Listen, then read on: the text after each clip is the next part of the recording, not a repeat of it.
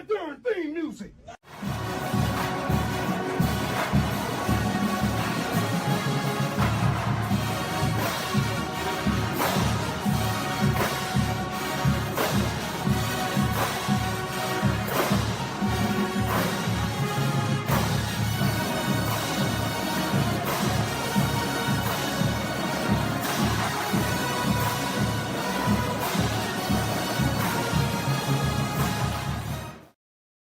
Welcome, welcome, welcome, welcome, welcome. Whether it be your first time, the last time, thank you for being here this time. This is Time Out to Tangent. I'm your host, AP, and I'm joined by my guys, Tiger Joker of Tiger Joker Unleashed, and Justin Babin Jr. of Babin What's on up? the Bayou. What's And up? What's up?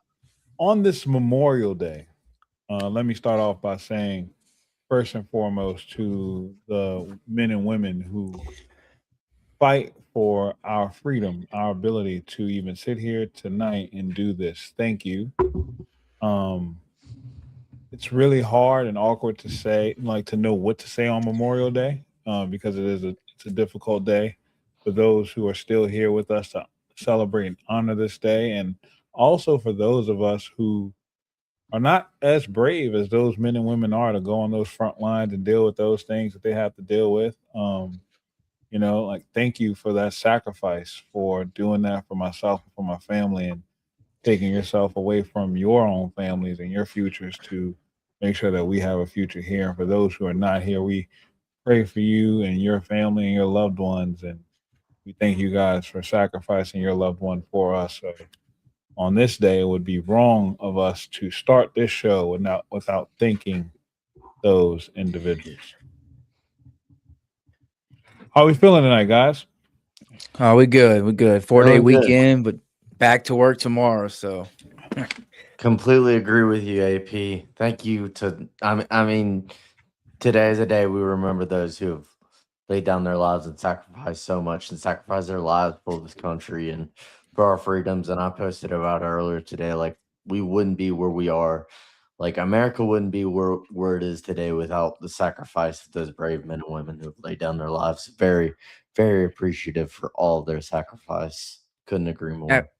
absolutely, we wouldn't be here doing this right now without them. Like we had to worry about that. We wouldn't be sitting here free will to be able to talk this right now. So Absolutely. And I think that's the most important thing, man. Like as this time goes, as today rolls on, it'd be wrong of us to start this day any other way. Also, as each and every episode of Timeouts and Tangents is brought to you by our sponsor and proud brand ambassador of SEC 316, please go support our girl Alex and what she's doing and the blessing that she's being to SEC communities around the Southeastern Conference, serving everyone through Christ. And what better way to talk about service and Memorial Day, how it goes hand in hand, sacrificing no bigger sacrifice than the one our Lord and Savior made for us on that day by going to that cross for us. So please go out and support SEC 316. Use code TIMEOUT for 20% off your purchase. Get your gear, your hoodies, your t-shirts, and whatever brand of SEC school you support, even the Goops. You got you covered. SEC 316. What up, Peely? Thank you for being here in the chat. So the NCAA baseball tournament bracket has come out, and for the first time in my son's lifetime, LSU is not on it. I actually forgot it came on today, to be honest with you. Like I didn't realize until I opened my phone up and seen that it was already announced. I was like, oh yeah, that was today. Yep. It is today. It's crazy how time moves, man. And when we're not a part of it, it feels weird. Mm-hmm. It feels weird. I was reflecting on it today, and I was like, the last time, 2011, the last time LSU did not make an NCAA regional, I was 7 years old. That's insane to me. Yeah, my son was 2. Yeah, I was. You can't even remember it. Like I was old enough to remember, so it wasn't a good off season. Not you turn on the channel and like, oh yeah, where they play? Oh yeah, they're not playing. It's back then you didn't have all the streams you have like now. So right. You could only watch what was on TV. You couldn't watch. They don't remember Tiger Vision. They don't remember those, And Alex says in the chat, even the Goobs, yes, they are included. Also, all 16 SEC teams at SEC 316. But when we look back at this season, and it's easier for us to look back at it now, knowing that it's come to its complete conclusion. What a wild ride it was for this team and for this Yes. season. For the first time in Jay Johnson's tenure of being LSU, he had the team start off 8-0. You're ranked number 2 in the country, right? The vibes are high. The portal guys are playing. Seth Dardar's very first at bat in an LSU uniform goes for a home run. So we are thinking this is it. I remember I titled this team "An Embarrassment of Riches." To Yeah. start the season. Where were you guys after that? After that first opening run we went on to start the month of February after the first 2 weeks. I was like, I mean, the thing was, like, in Jacksonville, I think it was Notre Dame's head coach said, like, that team just goes out there and takes professional at bat after professional at batter. I don't remember exactly what he said, but he was like complimenting and praising this offense for the style of at bats they were taking. And again, like, it's just insane to me how this is Jay Johnson's only team to best start under Jay Johnson at LSU 8-0. And then it wound up where it wound up, right? Like, it's crazy. I was so high on it. Like, I was feeling so good about it after, everything after those first 2 weeks. But yeah, man, it's a long season and then went downhill from there. Yeah, me as well. 8-0, you started out. You mentioned Seth Dardar. You also got guys like Zach York. Zach York's tearing the cover off the ball, hitting just bomb after bomb. And you get into SEC play and it drops off. And it's from high to low. This is what other SEC programs go through year in and year out. So this is not something I want to enjoy every year. I know that. No, and I mean, we definitely know that this is not standard, nor is it the level of expectation we've become accustomed to here. I mean, it's when it comes to LSU and SEC baseball, it's very apropos. You know what? You're spoiled. You're spoiled. We are indeed spoiled. You're spoiled. And you're spoiled.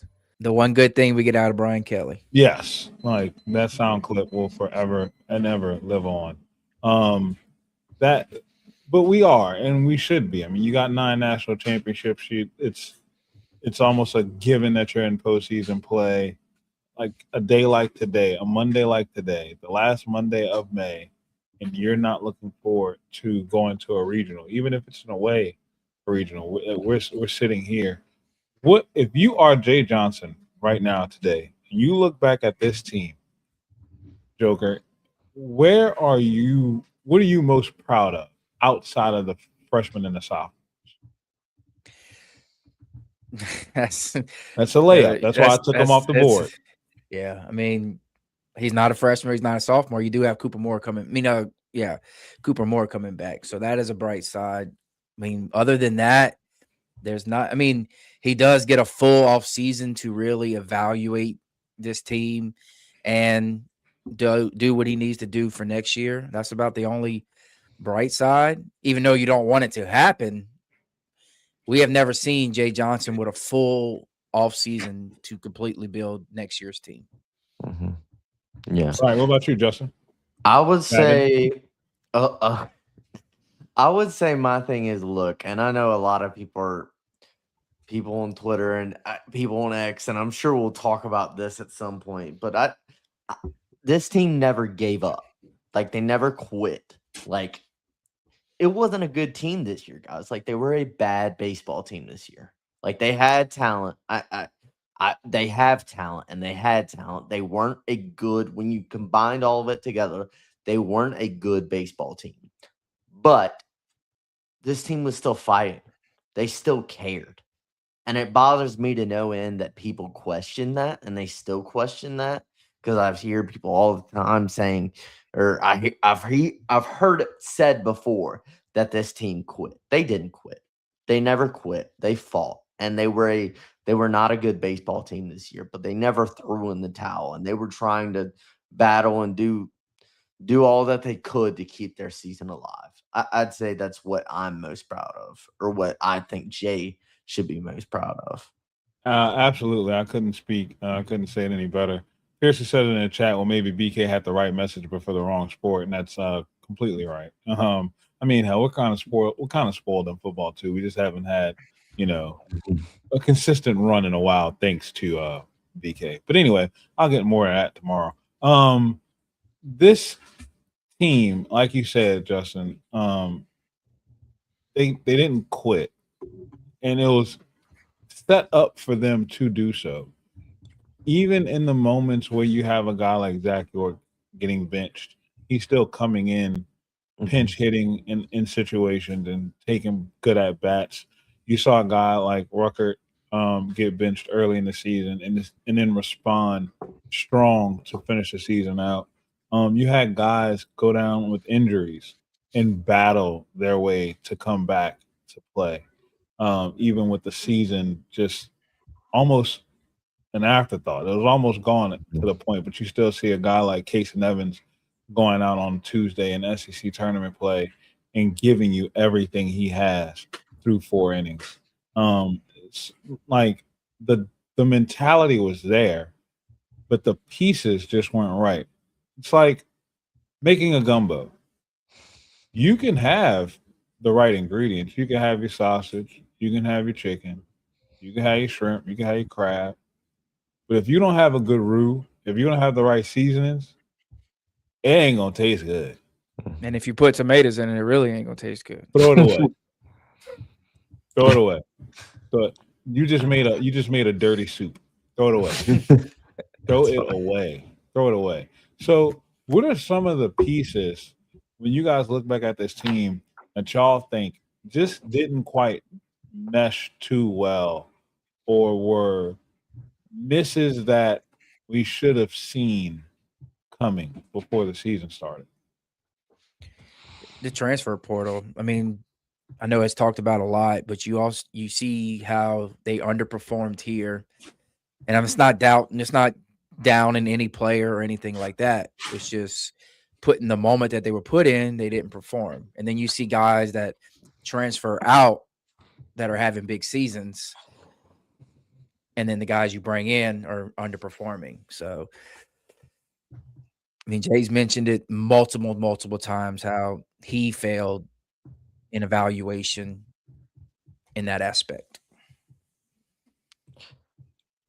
I would agree with, definitely. And Jay even admitted it, like you said, Joker, like misevaluations in the portal. Like they misevaluated on some things in the portal and some players in the portal. And I'm not going to specifically call out any players, but Jay admitted that himself. My thing, and there's a lot of different directions I could go here, but one of the biggest things this year is never being able to put a complete game together. When it talks about all phases of the game of baseball clicking, right? You think in football, you have offense, defense, and special teams, 3 phases of the game, right? When I think about baseball, and this is just how I look at it, I split it up this year into your offense, your lineup, your pitching, and your defense in the field. That's how I split the game of baseball up. And it felt like I actually charted it. Like, I'm not going to go through all of it now, but I actually charted what you did in every, single, weekend of SEC play, your 10 weekends, and just kind of general, okay, what was the general takeaway from this weekend at, when we watched it, right? It seemed like every single weekend or every single game, I always said this, it's like when one phase is clicking, the other 2 phases went to crap. Like, that's honestly what it felt like. You were never, ever, ever able to put a complete game together and have all phases of the game clicking and play a complete game. You just were not able to do it. And I think that's one of the biggest failures of this team this year. The only your weekend, charting, no, go ahead, Joker. I said the only weekend that you can almost get what you're mentioned is a South Carolina series. Yeah. And the competition wasn't great, but that was the most complete this team has played all year. Piercely, it's Kool-Aid, no sugar. Ham, no burger. That's how that line from Friday goes. Kool-Aid, no sugar. Ham, no burger. Cereal, no milk. I want some of them pig feet.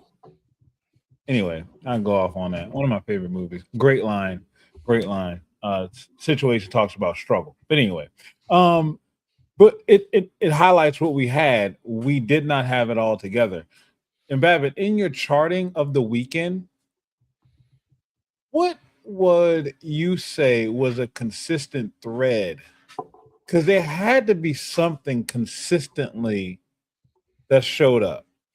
Well, I highlighted the 10, and I did this earlier today, and I'm not going to go through everyone. I highlighted the 10 regular season conference series that you played, and how general. I didn't go through all the numbers, but general, how coming out of each weekend we thought the pitching did, the offense did.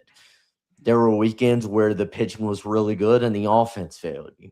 There were weekends where the pitching was solid, where the offense was good and produced runs, and the pitching failed you. I'd say most of the time, a majority of the time, especially during the back half of conference play, the offense had some really good series against Mississippi State, some really good work against Georgia, against Florida. And this pitching staff, man, like we can talk about so many things with this team, but to me, the failure starts with the pitching staff. Like it has to start with the pitching staff. It was one of the worst in the SEC this year when you look at the numbers. I mean, they led the conference in strikeouts.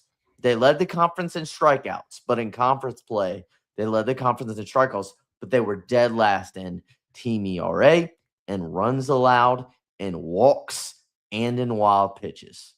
Like, that's dead last in a lot of categories that you do not want to be dead last in. Right. And it's like, to me, it's like there were weekends where the offense didn't perform well. Like, I think like the Oklahoma series in the box, which was like week 2, and you had some series and some games where you didn't perform well offensively. But I think a majority of the time, I think there are many different things we could talk about in relation to the season. But I think it starts with the pitching staff. Yeah, I think so too. And I think what's crazy is this SEC tournament kind of encapsulated the season in its short stint, right? The hitting came when you needed it. The pitching was there when you needed it. The hitting failed when you needed it. The pitching failed when you needed it. The defense failed when you needed it. Like, I'm going to make a statement that's going to sound wild, but it'll make sense. A lot of people will say that this team was not consistent. I'm going to argue that this team was consistent. This team was consistently inconsistent. Completely agree. Did not know which version of LSU baseball you were going to get on any given weekend. I mean, you saw them basically run rule Tennessee in an inning. Mm-hmm. Like, you clearly had bats. It wasn't a fluke because Cade Arambidi went on to lead your team in home runs. Mm-hmm. Omar Cerna came alive as a true freshman. You had power hitters. You just didn't have timely hitters. Mm-hmm. Derek Carriel was as consistent as they could be. Milam was as consistent as he could be. Chris Stanfield led your team last year in conference play and hitting, but his injuries in and out of the lineup definitely affected this team. But when he was in, he was effective. You had hitting, just didn't have consistent hitting. You had pitching. Devin Sheeran would come in some games, and it would look like he should be your Friday night guy. And then some games he would come in and be like, why is he in right now? Mm-hmm. Mm-hmm. William Schmidt would look like the number 1 overall prospect and should have been drafted first overall this year for an inning. And in the next inning, it's like, hey, send him as a middle relief. What can we do to correct those kind of things going into 2027? I'm not a baseball savant like you guys are. I don't know the ins and outs.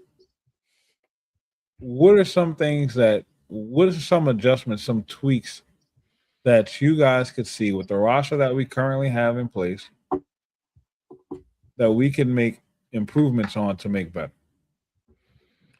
With the It's just gonna roster, go you ahead, go, Joe. Go Joker. ahead, Babin. Go ahead. Go ahead. With Go ahead, Babin. sorry, with the roster you have in place, you're gonna have to get some arms out of the portal. Like you're going to have to get some arms out of the portal. Like there is no question. Now I feel confident in saying you have your starting rotation back next year in Evans, Schmidt, and Cooper Moore, and especially Evans and Schmidt in year 3 under Nate Yeske, who, yes, is a great pitching coach. Nate Yeske is a great pitching coach. I just feel like Breaking I need to news. reiterate that. I Please. just feel like I need to say that to everybody, but it is true. He is a great pitching coach, right? I still believe that with everything in me. I still believe that. But you're going to have to get some arms out of the portal. And I feel like you had a lot of guys who went in there and can throw 96, 97 miles an hour. Like you have guys who can do that. My thing is, I don't care if you throw it 97 miles an hour for ball 4. I don't care if you do, because you're still giving them 90 feet. You're still giving them a free base. Like you can go up there and throw 97 miles per hour and throw gas. If it's not a strike and if it's ball 4, it's still the same result as if you threw it 80 miles an hour for ball 4. It's still the same result. So, like for me, it's just again, I don't think it's not that I think you didn't have talent on this team. I think you did have talent on this team. But like consistently, the biggest problem is you just couldn't throw strikes consistently. Your command of the zone was putrid at times. And I mean that was kind of the case. Now, for me and Joker, maybe you could, elaborate on this as well. There were some, as terms of, pitch selection, throwing what pitches in certain counts. There were some situations where hitters counts, like 2-ball, no strike counts, 2-0 counts. I felt like you could have used a fastball a little bit more with some of these guys, and you threw all speed stuff in 2-0 hitters counts, and where you just need to throw a fastball to get you back in the count. Again, I love Nate Yeske and I love Jay Johnson, and they are going to turn this around, and the Tigers will be back in a big way in 2027. But that's one of the things that I kind of thought about, and not only me, but other people have said it as well. But yeah, the big thing, man, is you just didn't throw enough strikes, nearly enough strikes. Yeah, I agree. So that's your main concern that needs to get fixed. And you talk about pitch selection. I agree at times, like say a 2-0 count, they throw a breaking ball, but it also has to do with, if the pitcher shows constantly that he can't throw a fastball for a strike, then you got to try something else. And that's where he struggled big time. I mean, guys like Maverick Rizzi was not great last year, but he was good. Now this year, totally below average than what he was last year. Mm-hmm. So that's the thing you want to see. You want to see pitchers get better as they go along instead of get worse. And not saying worse, but regress. So that's the main thing I want to see. I want to see guys, young guys that we had this year, take that next step next year. Mm-hmm. Say you got freshman Mark, you got Paz, you got Reagan Ricken, guys like that to make that jump. Now you say that you're starting 3. Your starting 3 for next year is possibly here. I wouldn't put it past Jay to go get a portal arm to put in the rotation, though. Mm-hmm. I mean, if he has to throw them 3 out there, I think he's confident in it, but he's not going to pass up a high-profile starter if he gets the chance. And then that's another thing you got to look at, and who do you move out of that rotation if that happens. And then you got guys like you said, like Paz, and you got Rick, and those guys want starting opportunities.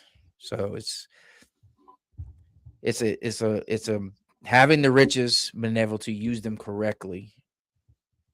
And then another thing, getting off the pitching, is we struggled dearly with runner at third, less than 2 outs. Oh my God. A Jay Johnson offense gets them runs in. That's what we need to get back to. Yeah. Putting timely hits together when needed. Sorry, Joker. One other point I wanted to make on the pitching staff, and what I'm about to do, I don't like doing it. I don't like doing it because I don't want to call players out. And I'm not trying to call players out because it was a pitching staff problem as a whole. Cooper Moore was the only pitcher on this staff who finished with an ERA under 4. He was the only pitcher on the staff That's crazy. who finished with an ERA under 4, and he missed the final 7 weeks of the season. But I was wrong about a couple of people. Like, one, Maverick Rizzi, Cooper Moore, Cooper Williams, Jaden Newt. Maverick Rizzi, Cooper Williams, Jaden Newt. I thought those guys were going to have a much, much bigger role on this team this year, because I thought Rizzi was solid as a freshman. Cooper Williams had an ERA at 2 or under 2 when he pitched as a freshman last year, and Jaden Newt was pretty solid last year. So and again, it's not just those guys; it's a pitching staff problem as a whole. But those are 3 guys I expected to have a much, much bigger bullpen role on this team, and by the end of the season, they were basically nowhere to be found. And Cooper Williams and Jaden Newt both gave you postseason innings last year. Yeah. Cooper Williams comes in. Yeah. Cooper Williams comes in against West Virginia in the Super Regionals, and then comes in against UCLA in Omaha. Jaden Newt, same thing. And then you expected big things coming out of him, and you just didn't get it. Exactly. At times you forgot. I'm not doubting, but at times Jaden Newt, you forgot he was on the roster because he didn't. Yes, he didn't throw for weeks. Yes. Could it have been when in situations like that with young pitchers? Could that be a confidence thing? Is that a mental thing with them? It can if you get a couple bad outings. It's more than pitching. It comes with hitting too. If you get a couple of bad outings or bad at bats at the plate, you have to be strong enough mentally to block it out, do what you need to do, and you take care of it. And you can see it. You can see when they're on the mound. You can see when it's mental because their eyes they're not in it. They seem down. You look at somebody like Casey Evans. Casey Evans is not a mental thing. You can watch Casey Evans. You can't tell if he's up or he's down. Either his way. Emotions are even. Exactly. The entire way. I remember that with Cade Anderson and Anthony Ianson too. It's even keel, just locked in. No matter what. 2 runners on, gave up a walk, hit by pitch, and they look the same. Paul Skeens had the same demeanor too. He'd mow down, throw 100 miles an hour, and then throw another pitch for 97 and get rocked for a home run, and he'd throw the next one at 101, same pitch, just me. And it's not doubting William Schmidt at all, but a lot of people in the beginning of the season said William Schmidt should have been in the Friday night role. I disagree because William Schmidt didn't have it mentally. You could tell in his outings when something would go wrong, it would snowball and it would just get worse. Yeah. Casey Evans has been in them situations. Casey Evans has pitched in the Super Regional, has pitched in Omaha. He's been there. It takes it's more mental than physical to go into an opposing stadium on a Friday night in the SEC when the crowd is rocking. It takes a strong individual to do that. And that's the one thing about baseball too. When a pitcher's on the mound, it's legitimately all eyes on the pitcher. Exactly. Nobody loses focus on the pitcher until the ball leaves the infield. They're watching the pitcher until the ball hits the bat. And if the ball hit the bat, guess what? They're waiting for the pitcher to get the ball back into his glove. So it's the most isolated position you could say in a team sport that there is. Because even quarterback, you're under or behind the center with a running back by you. It's not often that the quarterback is in the backfield by himself. You know what I'm saying? Like a pitcher is always on the mound by himself. Like even the batter has a catcher behind him. You know, all eyes are on the pitcher. Like you talk about a quarterback. If you're watching a football game, you may be looking at the wide receiver to see what he's doing. You may be looking at something else. Not in baseball. They are watching the pitch for you to throw it. Yep, absolutely. So I don't know if you guys have gone this far, and look, I know that there aren't any players in the portal right now because the portal doesn't open for another week. But who's on your wish list? If you could wave a wand. They got a big bat in Arizona State. I was about to say the same guy. If he has to enter the portal, but I don't want to speak no name because I don't want to, jinx it. Yeah. He's one of the best. If he hits the portal, Jay has to go all in. Yeah. What position does he play? Pretty sure he's outfielder. Outfielder? I think he's an outfielder. It's needed. I mean, you're replacing basically your entire outfield at this point. Yeah. What do we do for middle infield? Because second was an issue all season. Third kind of got settled in for a little bit. And so is Braun going to be first, or is he going to move to the outfield? Here's my thing. Here's my thing with that. I think that Jay talked about, he talked about this when talking about the misevaluations in the portal. Like getting guys out of the portal with good power numbers. Like good power numbers at mid-major level, and their power and their hitting didn't translate to the SEC. You're losing Stephen Milam. Do you know how many more errors you would have had on the season without Stephen Milam at shortstop? It would have been misery. And it was already pretty miserable defensively. Imagine if you didn't have Stephen Milam. So my thing is, go after some infielders who, yes, you want them to have a good bat. Yes. Go after some guys that can just go out there and play defense.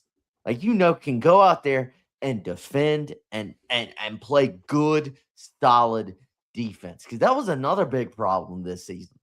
You go from having the best statistical defense in LSU baseball program history in 2025 to having one of the worst defenses in the SEC this year. That's one of my big things is yes, I want you to go after a big bat or a big star out of the portal, but also get me a guy who could just come in and play solid defense. AP, can you bring that Pearsley? Yeah, I was about to bring that back up. Yeah. And that's what I was about to ask.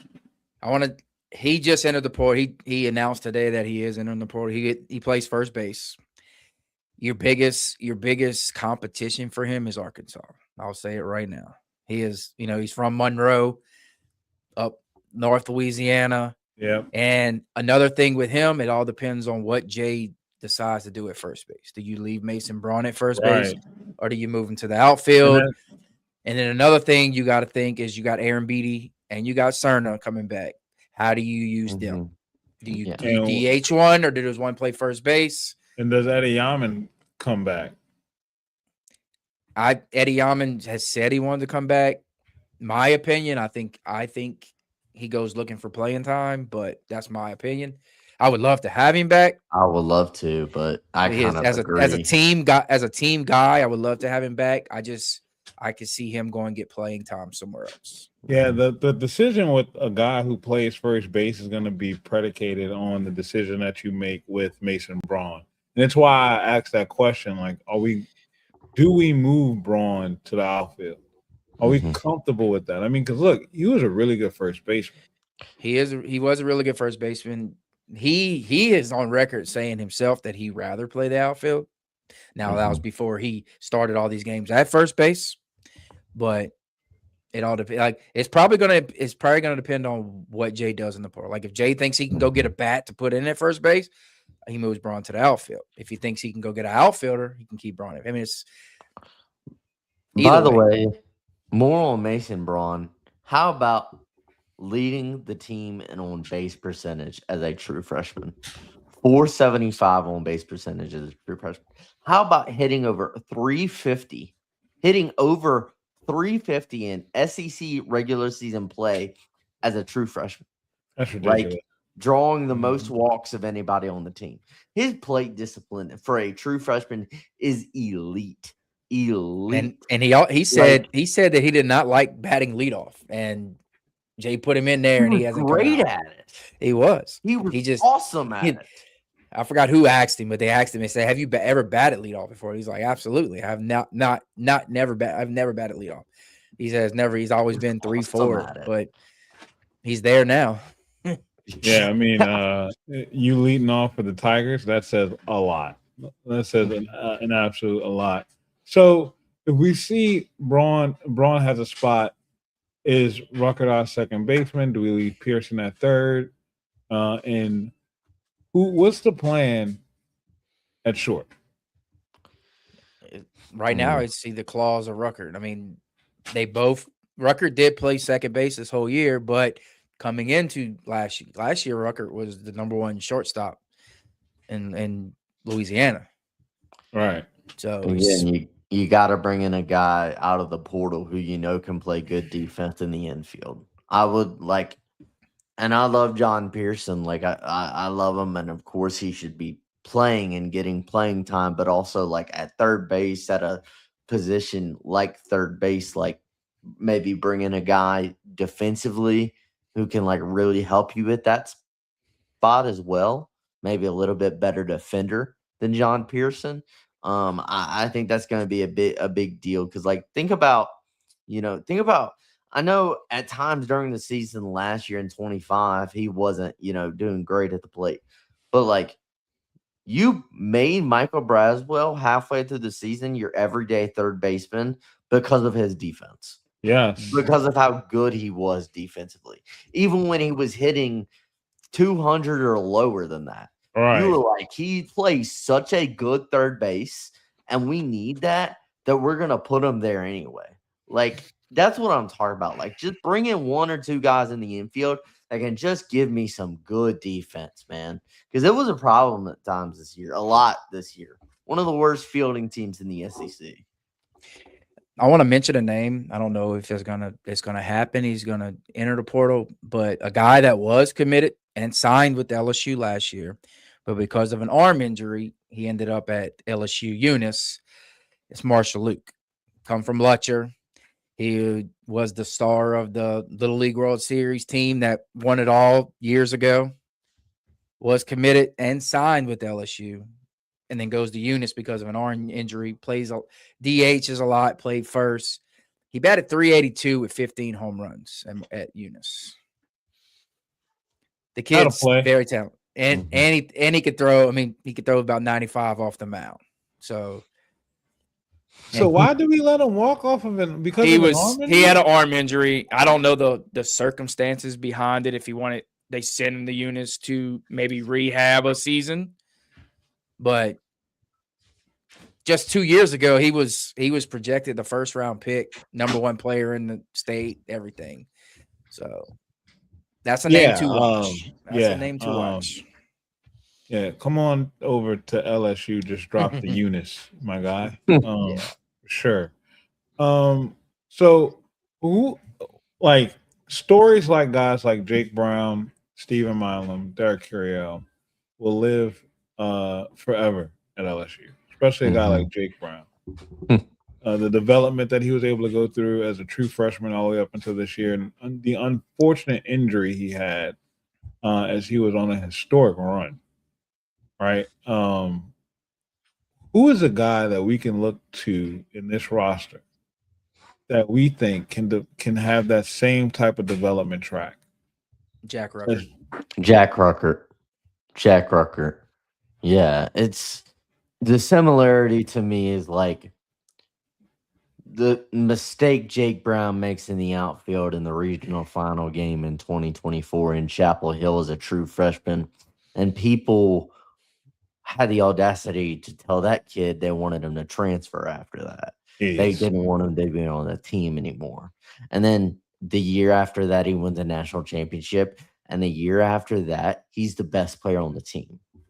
He's leading the team in home runs through the first 5-6 weeks of the season, I thought he was playing like a Golden Spikes winner. Yes. Like, that's how good Jake Brown was.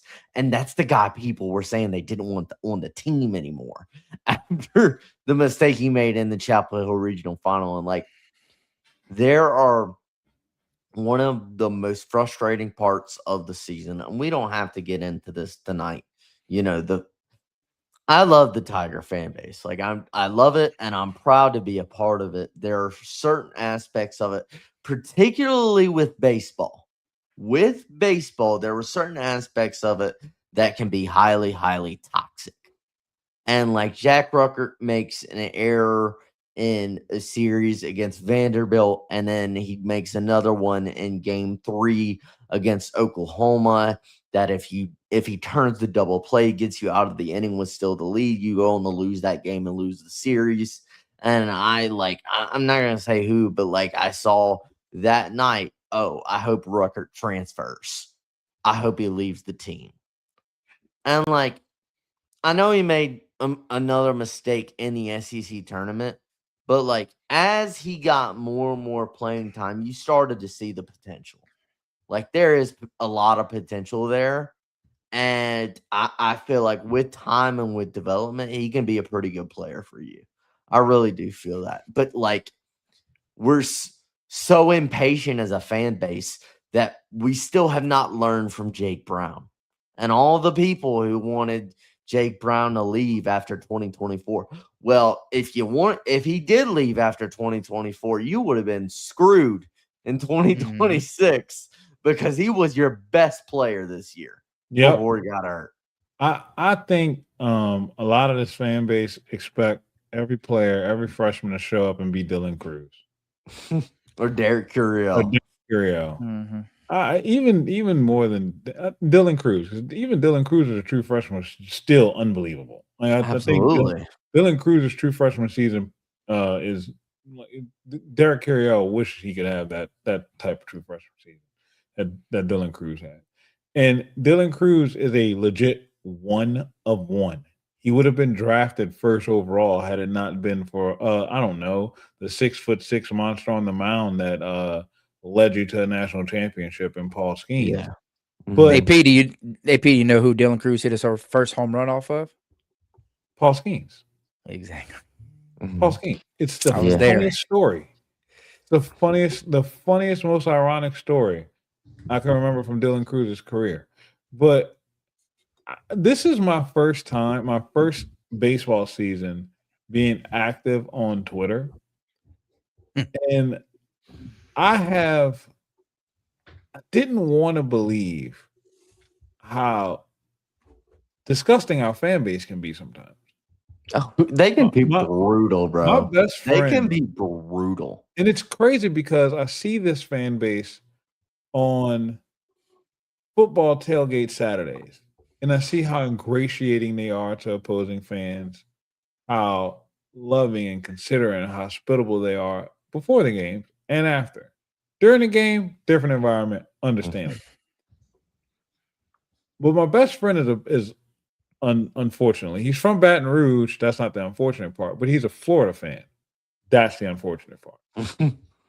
He had the pleasure of going up to Omaha in 23 for the national championship series against LSU.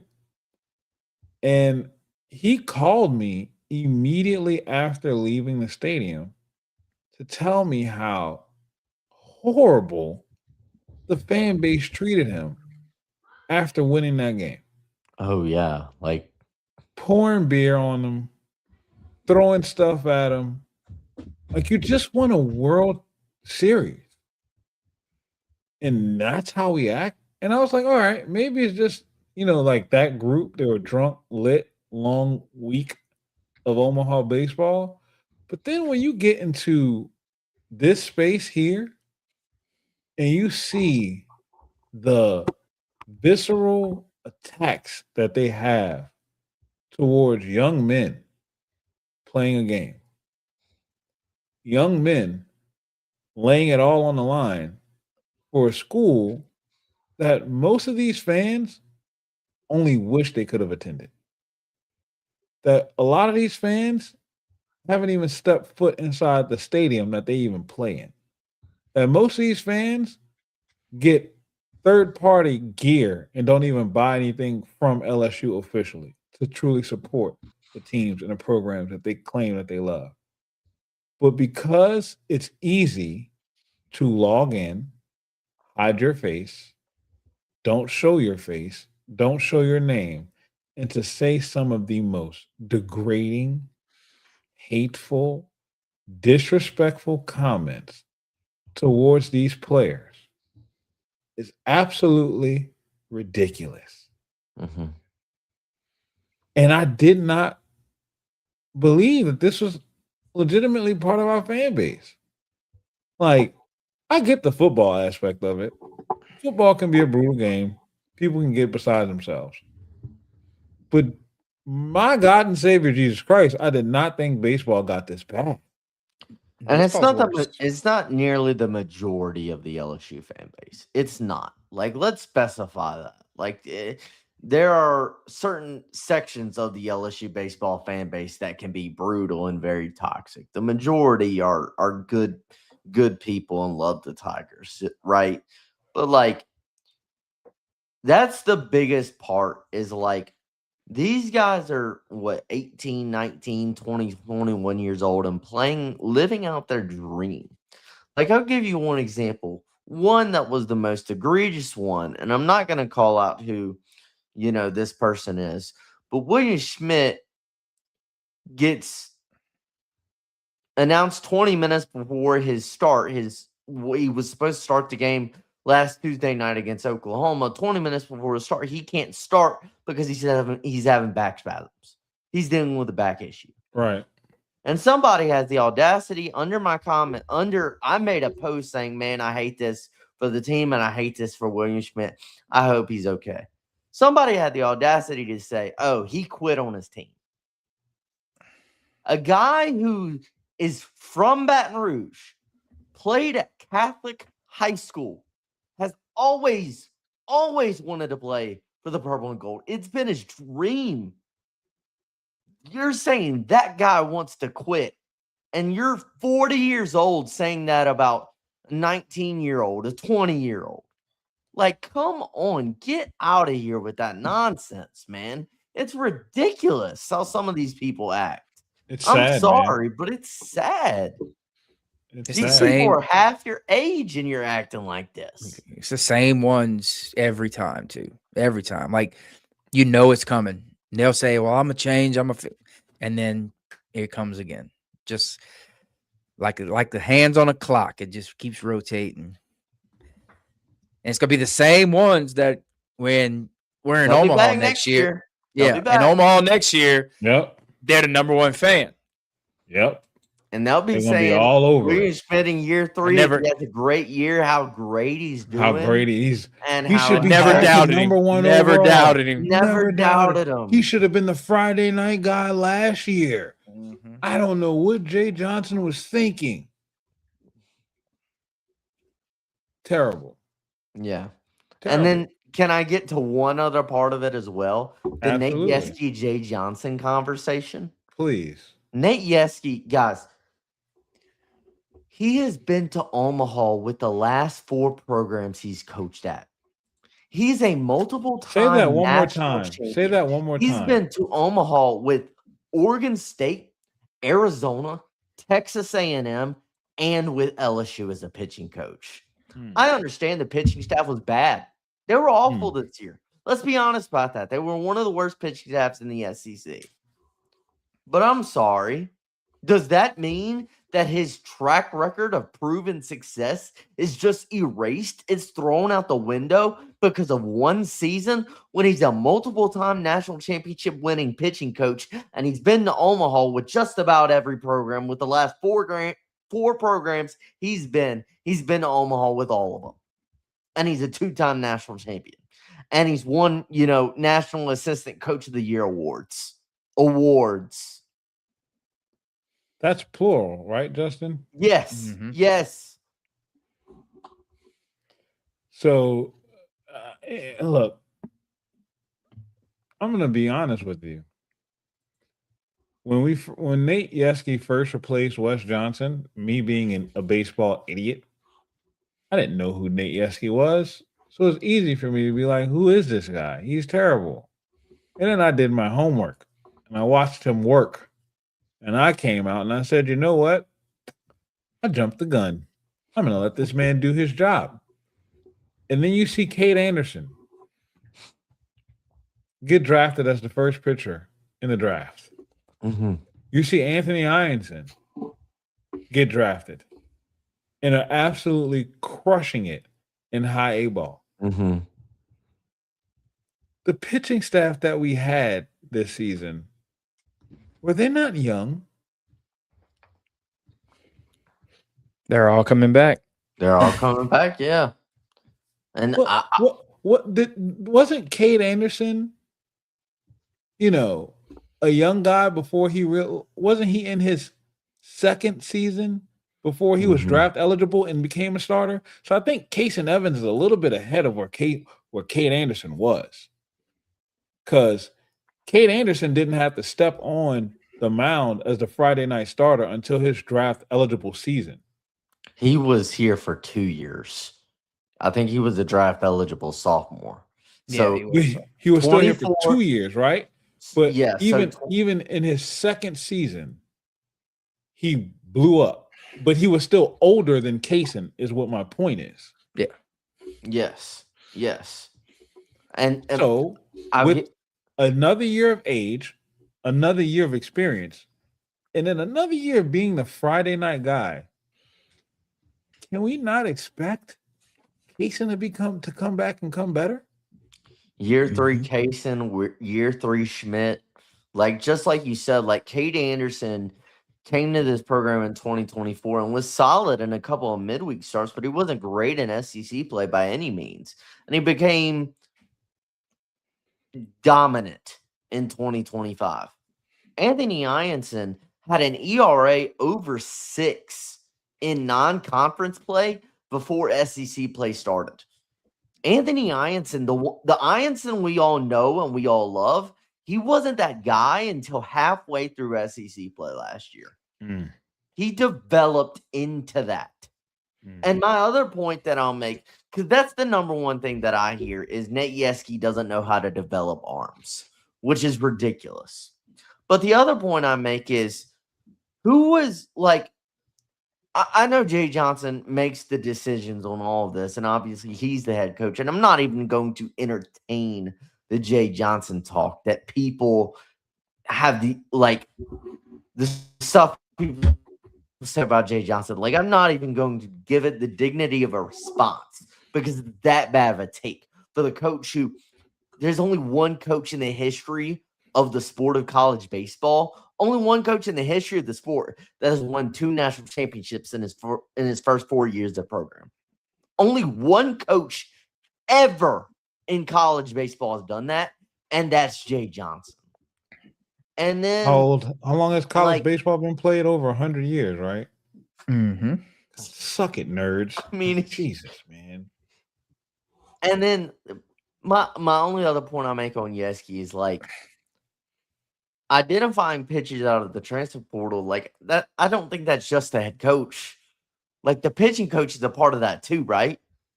Yeah. Who do you think brought Luke Coleman and Gage Jump here in 2024, who were awesome? Who do you think brought Anthony Ianson and Zach Cowan here in 2025? And by the way, you hit on Cooper Moore. Yes, he got hurt, but he was the best starter on this pitching staff before he got hurt. So that's 3 straight years that you hit on transfer portal pitchers. And who was your pitching coach? Come on. Come on. The only reason Yeske wasn't here year 1 was because he took the Texas A&M job before Jay was hired. That's the only reason he wasn't here year 1. That's the only reason you got Jason Kelly and Wes Johnson. Just say that. He said it himself. He didn't want to take the Texas A&M job and then turn around and follow Jay to LSU for that reason. He didn't want to be that guy. But if he was there when Jay got hired, he was coming to LSU year 1. Anybody look like I said about these fans, they these baseball fans are different. Like shocked by some of the statements that they can make, the opinions that they have. Like it's wild. Cool. Teach their own. Have your cake and eat it too, for all I care.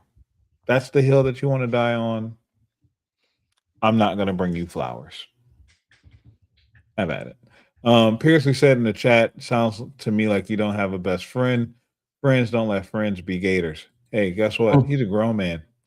I'm going to let him be a gator. You know why? Because I get to rub it in his face that they've been irrelevant in just about every sport for forever. Yeah, they got a basketball national championship, but it doesn't feel good when we got Lane Kiffin. Oh, they nerd. didn't want him. They didn't want him now, though. That's what they did. They did. They did. No. Hey, they did. They did. And I love when we didn't even want Lane Kiffin. No, you did. You didn't want him until you didn't have you only wanted him until you didn't have him. Then you didn't want him anymore. So suck it, nerds. Ha. You haven't beat LSU in football in God knows how long. I don't care. Y'all are irrelevant. What up, DC Billiot, my guy? What's up, my Go boy? Deep Dive. Thank you for being here, my guy. I hope Maxine is somewhere around you. Go get my girl a gallon of ice cream for all the amazing dancing she did this past weekend. Hold her down. You owe her. You owe her. From her uncle AP, tell her I love her, and she's got an ice cream on me. Okay? And if she doesn't hear it, I'm going to clip this and send it to her. How about that, brother? So, sitting here tonight, and we've been doing this now for about an hour, and I think when I think about this team, we went on an emotional roller coaster throughout the entire course of the year. We literally had highs, lows, and to the team credit, they gave you a reason to watch every single game. They weren't out of it until they were out of it, right? Like it wasn't over until the SEC tournament. You've seen that in the ninth inning of the game against Auburn. Yep. You can see Derek Curiel's emotion and his fight on that, that call on the Not to interrupt you, Joker. Max, you get ice cream. It didn't cut out that time, did it? Go ahead, Joker. But yeah, you can see the passion in Derek Curiel when he challenges with the ABS and it's overturned, and you still have an opportunity. Mm-hmm. That John Pearson at bat, man. He fouled 2 balls off of his foot, and it was like an 8-9 pitch at bat. He didn't want to pro up on the season. Pro at bat. Exactly. Let me tell y'all something. I wanted nothing more than to get 2 men on off of reverses off the ABS, and then to hit a home run to tie that thing up, or take the lead and send it to the bottom of the ninth. Brother, that would have been iconic. The images of Curiel, and who was it behind him? It was Milam. The images. No, Braden Simpson. Braden Simpson. Yeah. Who was having a good couple of games. The images of them. Nah, bro. Let me get my walk. You missed it.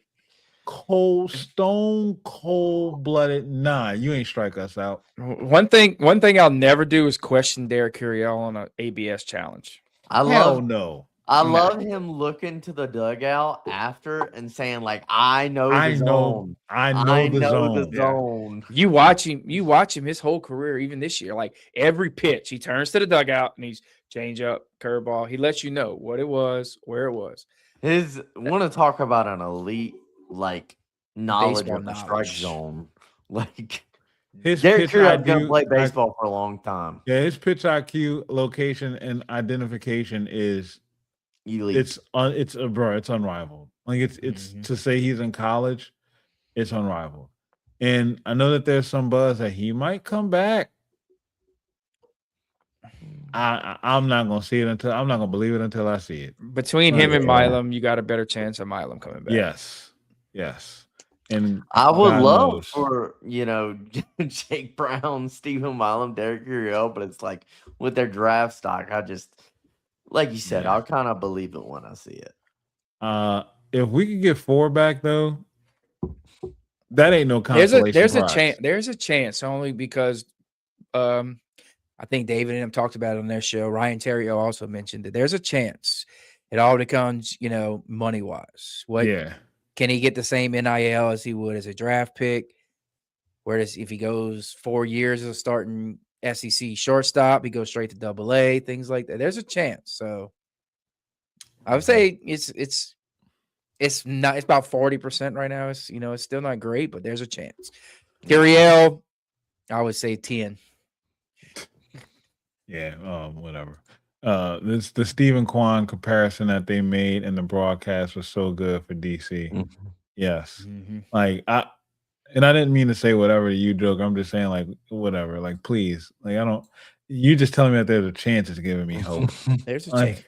Like whatever the chance is, inject it into my veins, please. Like I But need more of it. it takes one team to fall in love with him and give him what he wants, and he's not coming back. Ethan Fry last year, same situation. This lineup needed an Ethan Fry. Oh yeah. Oh yeah. This did. lineup needed an Ethan Fry. This lineup needed what's the kid that's in Pittsburgh lighting it up right now? Connor Griffin. This lineup needed a Connor Griffin. He was close. He was close. He was close to coming.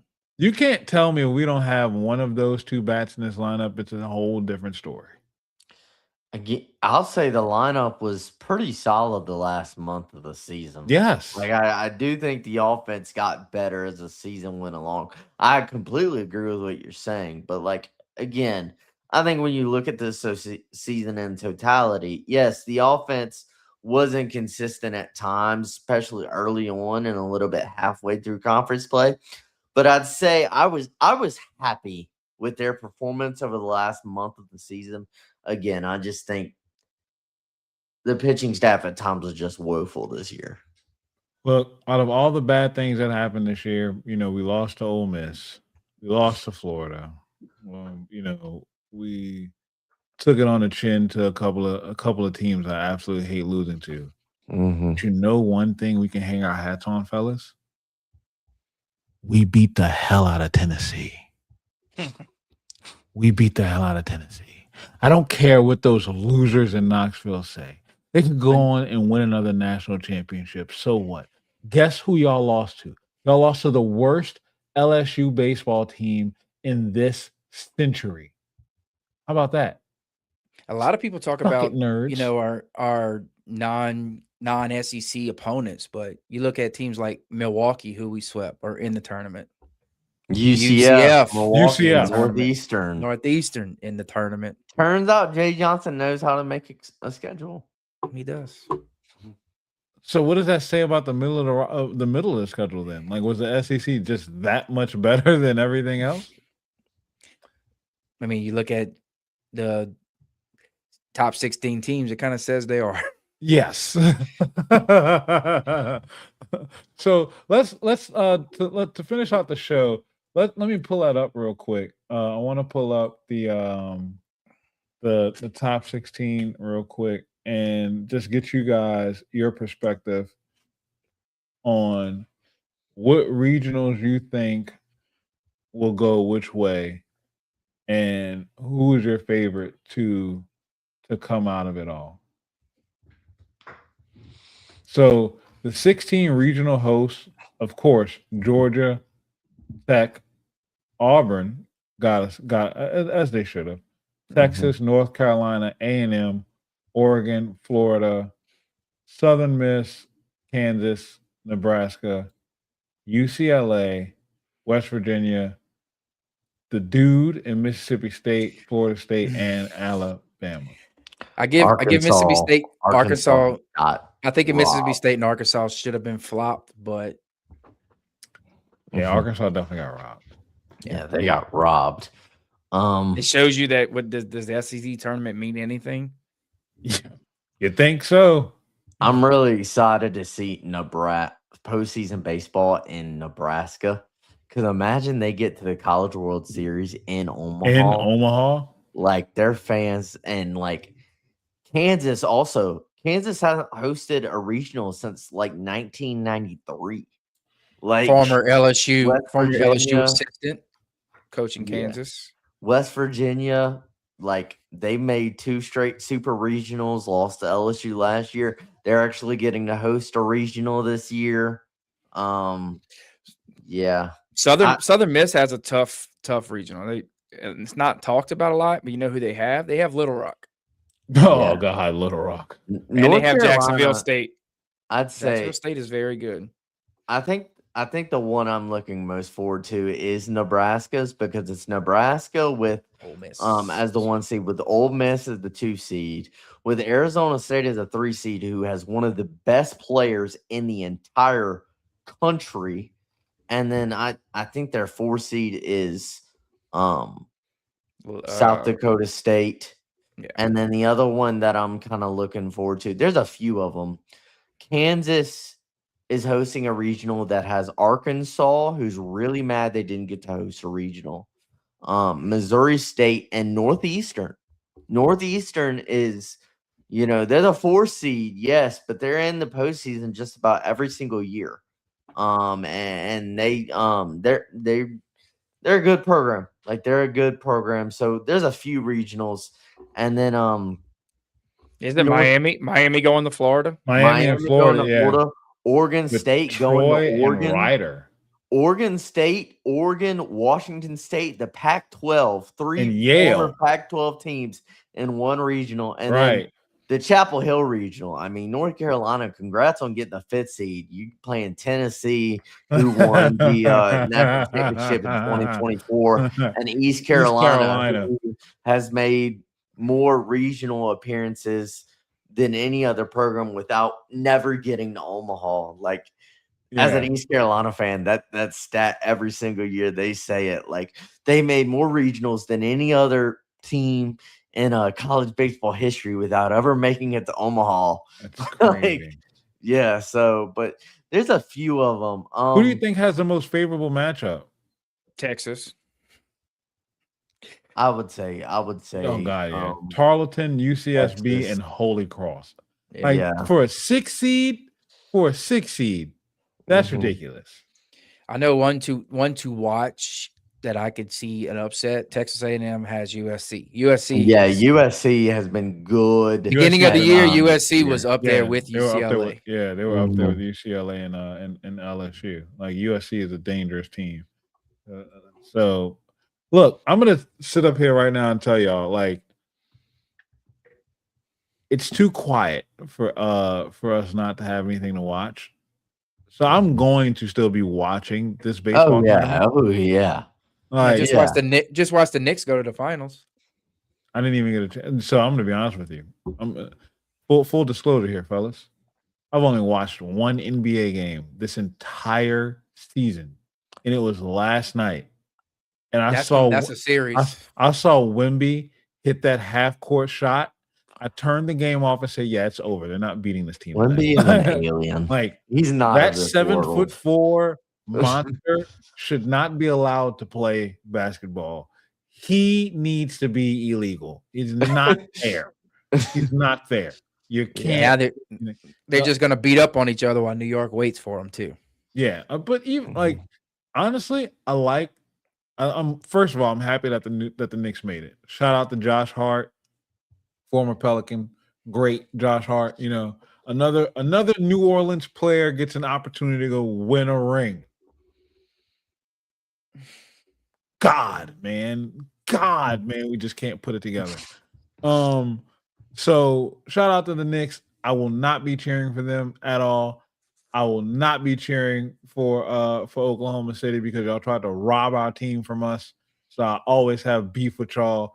I hope San Antonio wins, even though I don't like them either. But I like Wemby. I like his attitude, man. Like, he's hard for me not to like. And like David says, he is artificial intelligence. He was created by ChatGPT. He is the new AI. I was talking to somebody tonight, and to a friend at night, to some friends tonight, and they were like, I'm convinced Wemby was made in a lab. Yeah, I'm like convinced. he's what your 10-year-old who gets 2K for the first time and plays my player. Like that's what he makes. The And gets to 7'4" customize their attributes Yeah, and their he's a overall. seven- He's a Puts everything monster at from 99. Space Jam. Yes, he's a 7'4". I'm gonna turn my 3-point shooting all the way up. I'm gonna give him a Kyrie Irving dribble package. He can. I don't have to add any points to blocking because he's 7'4". Like with an 8-foot wingspan. Only thing I got to do is just press triangle. He's gonna block the shot anyway. Like that's what he is. He's a cheat code. He is a monster. He stole Sean Bradley, Michael Jordan, Scottie Pippen. He drank them all. He stole Steph Curry. He stole them all. Like who decided to give Sean Bradley attributes? That's not right. This is not cool, man. It's not fair. It's not fair. But I hope the floppers lose. That's why I'm not cheering for OKC. I'm tired of seeing Oscar-winning performances on a basketball court. Play the damn game. Another New Orleans former New Orleans Pelican, Jose Alvarado. Right. I forgot. They stole Jose from us because Joe Dumars loves to crush our feelings. I almost cursed. Like, 2 Pelican players get to go get rings again? Well, Jesus, it goes to show you have the talent. You just can never put it together. We got way off on a tangent there. But that's why the show How do we get to the Pelicans? Timeout because he said there was nothing to watch, and I told him I just watched the Knicks win. So that's how. No. I'm saying like it's too quiet in May for me not to watch the tournament. You know, I'm used to LSU being there. Like, look, normally I'm not gonna lie. If I wasn't, since I'm doing a pod now, I'm not invested into the NBA as much as I usually would be. Like, I would have the NBA on. Like, I'd flip from an LSU baseball game immediately to the playoffs. I would lock in for the NBA playoffs. I ain't got time for that right now. Like, I feel like the more you covering it now, I have less time to watch the other sports that I used to watch all the time. Yes, I have less time to do that now. I gotta write articles about the Saints. I gotta do shows on the Saints and LSU. There's news I gotta keep up with. And guess what? I don't make money from this. So I still have to do my paying job. Right? I still gotta get up and go dedicate 8 to 10 hours of my life to my paying job so I can come over here and then do my real job. So, there's that aspect of it too. So if you guys had to if I gave you both $100, which I'm not doing because I'm broke, and told y'all go to FanDuel and lay it on the team you think to win the NCAA baseball tournament this year, who would walk out as your tournament champion? It's hard to bet against UCLA. It's hard to. I wouldn't bet against them. I mean, they all around team. They got the pitching. They have it all. We caught them last year. We caught them last year, a year earlier. Thank God. Yes. And we were a year ahead. Yes. So obviously the top 3 are UCLA, Georgia, and Georgia Tech. I'm gonna give 2 others. I'm gonna give one that I don't mind, and then the other one that I cannot. I can't even look at myself in the mirror for saying what I'm about to say. And I know who it is too. I can tell you here. So one of them I will say David, I'm about to ban you, David. The less egregious one is Auburn because of their pitching staff. They have the best team ERA in the SEC. And yes, AP, I agree with David. I think Florida. Get off. Florida got the pitching staff. Get off of here. Get off of here. I'm not hearing that. You take that back. I hate myself for it, but take that back. I'm saying, I think besides those top 3, UCLA, Georgia, and Georgia Tech, I'm looking at Auburn and I'm looking at Florida. Those are the I'm not giving Florida. You might as well say the school in Oxford if you're going to say Florida. Ugh. Florida has. They got the pitching staff. They're the only team to go into Georgia and hold them without a home run. Like Aiden King and Liam Peterson for Florida, and then Jake Marciano and Andreas Alvarez for Auburn, man. Guess what, guys? We get to be fans of this, all right? Exactly. We don't have to cover squeeze play. Right. Squeeze play is excellent. I love squeeze play. Like, I get to be a fan of this tournament, and because of that, because I get to take my LSU hat off and not watch this for analytical perspectives, I can say, screw Florida. I don't think they're going to win anything. You think I want to say this? Like, to hell with them. I don't think they're going to win it. I'd rather you say Georgia. I hope Miami bounces them out in the first round. Please. What would be sweeter if it's what's the other team in that Gainesville bracket that's not my Ryder. Lose to Ryder or Troy. Lose to I don't even want y'all to lose to Miami. Lose to Ryder. That's more embarrassing. Like, it's worse than us losing to Coastal that year. I've tried AP. You got to realize Stony Brook. I've tried to talk myself out of because I get feelings going into the postseason about I just really have a feeling about this team.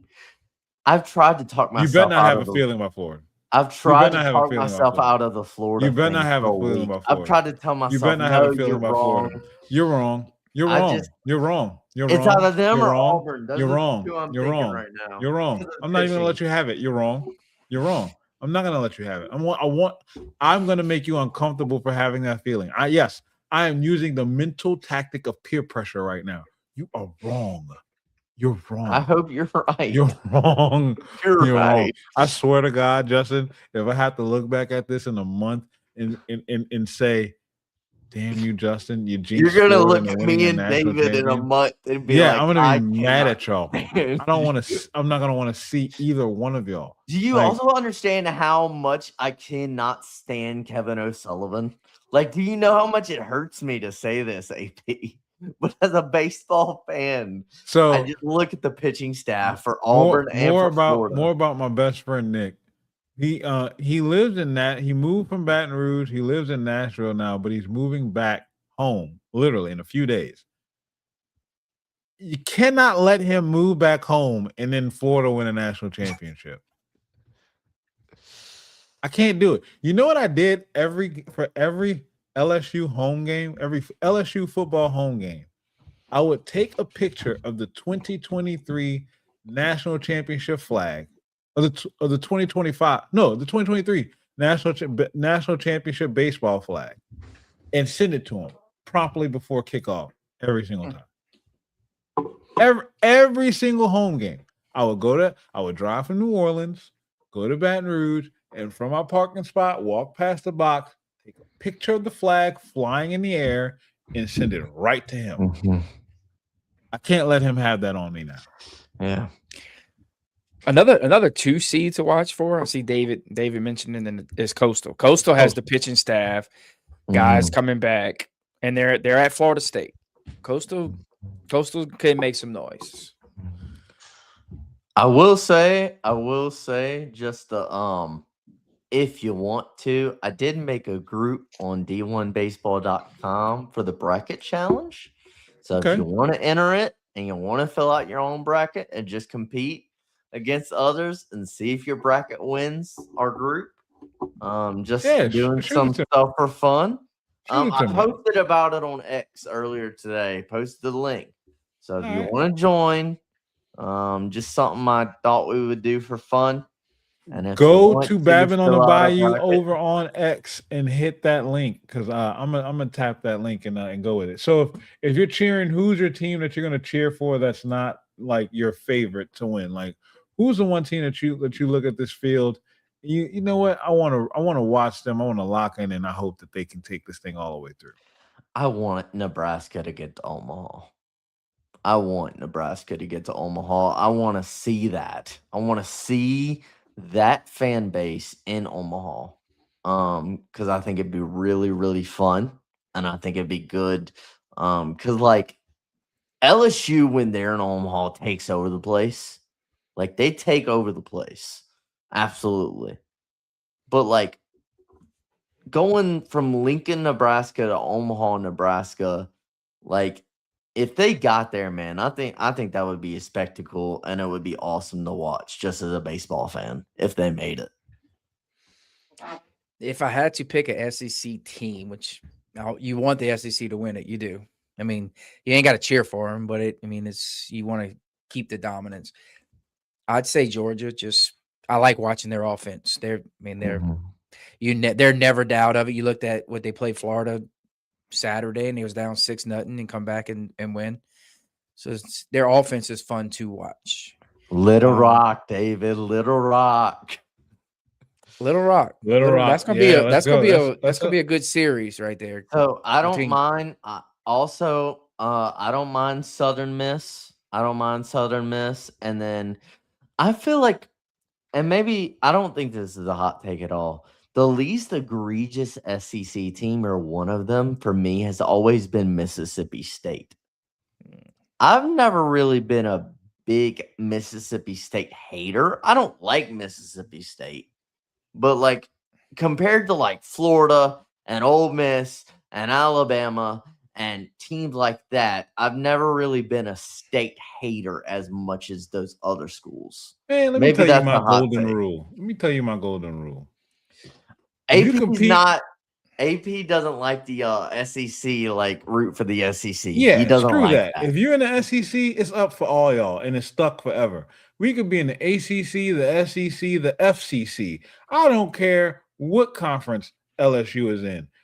Whoever is the opponent, whoever is a rival within the conference, you lose. Flat out. I don't care if it's Mississippi State, App State, Appalachian State, crossing the state line. If you are in the SEC, out of here. Sorry. You got to go for the 7th straight SEC national title in baseball, AP. You sound like a Big Ten fan right dominance. now. You sound like a Big Ten fan right now. Like, no, I don't want another SEC championship if it's not purple and gold. I don't care about that. That doesn't move me at all.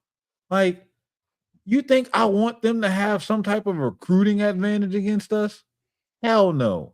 You think I want them to have some type of banner we got to go look at when we go into their stadium next time?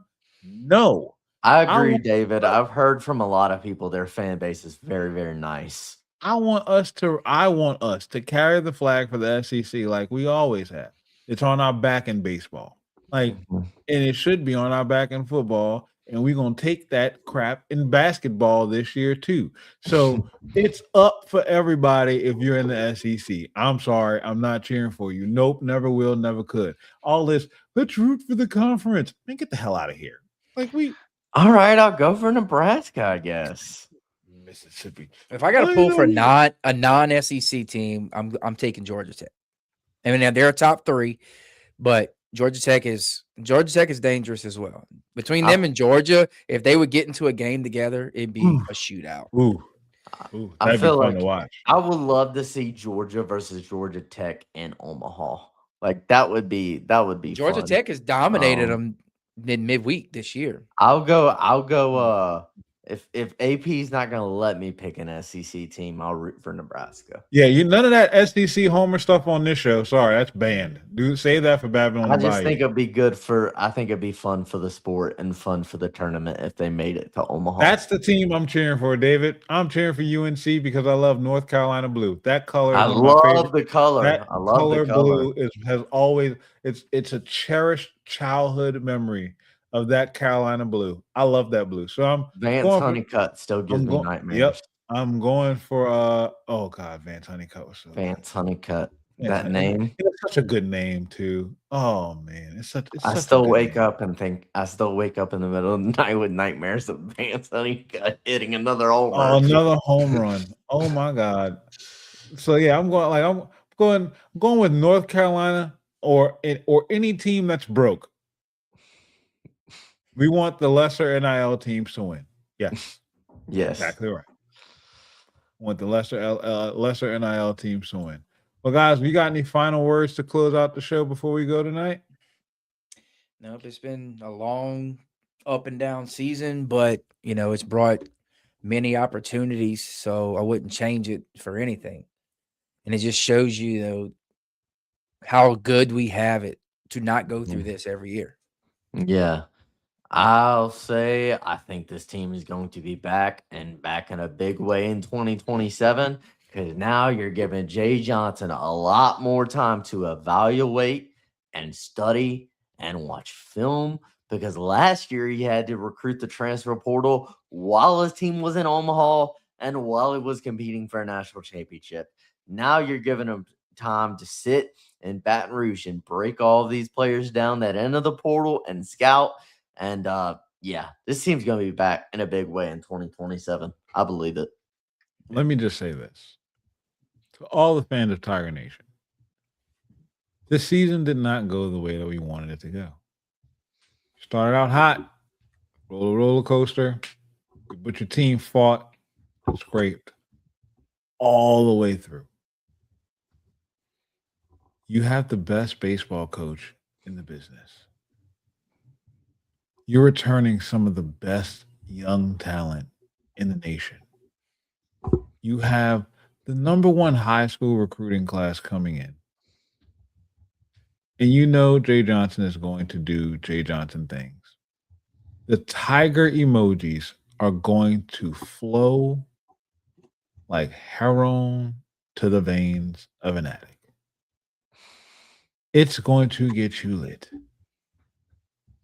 It's going to be like Amazing Grace on Sunday mornings. It's going to be like a sunshine after the rainy days that we've had this past weekend. Do not be dismayed by this one season. This is the anomaly. What does this season do for you right now? I'll tell you. David says in the chat, first Tiger emoji is going to hit like crack. It absolutely will.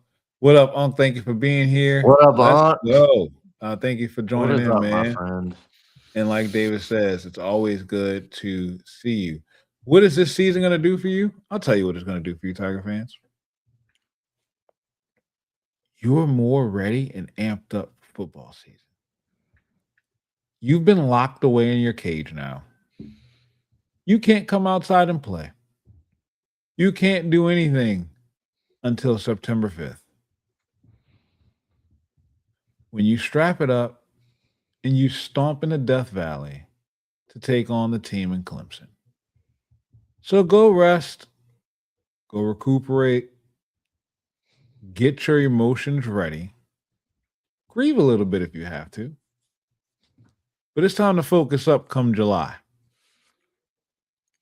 Because it's locking in for fall camp, the start of training for the football season. And you got to support this team in Lane Kiffin. SEC meetings are going on right now, and they're already talking about reprimanding him for his comments in a magazine article. Let the fun begin.